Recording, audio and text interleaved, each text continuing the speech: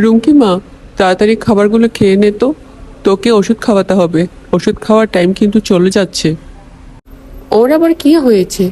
ওষুধ খাওয়াতে হবে কেন? সারা বছর অসুস্থ থাকে নাকি? টুপু তুই আর বলিস না, ইদানিং কোমর ব্যথাটা বেড়ে গেছে, উঠতে বসতে অনেক কষ্ট হয়ে যাচ্ছে। তুই এসেছিস, আমি অনেক খুশি হয়েছি। বস তো এবার। তুমি রুমকির সাথে বসো টুপুর, আমি তোমার জন্য কফি নিয়ে আসছি। ওর সাথে কথা বলো, ওর ভালো লাগবে। আমি পাশের কলেজে ভর্তি হয়েছি। আর বলিস না, থাকার জন্য জায়গা পাচ্ছি না।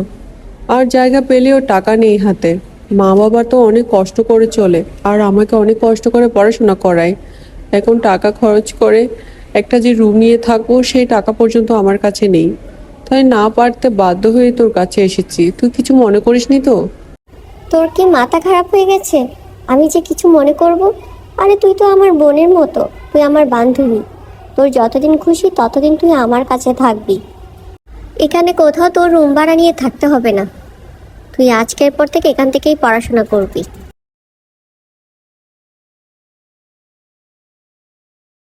আমাদের বাসায় তো মেহমান এসেছে। টুপু, কখন আসলে তুমি? কেমন আছো? বাড়িতে সবাই ভালো আছে? সবাই ভালো আছে দুলাভাই। আপনি বসেন, আমার পাশে বসে একটু কফি খান না। জামাই বাবা, তুমি চলে আসলে? তুমি বসো, আমি তোমার জন্য এক্ষুনি কফি আর ডিম নিয়ে আসছি। মা, এখানে দিতে হবে না। আপনি বরং আমাকে রুমেই দিয়ে দেন। আমি আর রুমকি একসাথে খাবো। আর রুমকির জন্য 2টা ডিম নিয়ে আসবেন।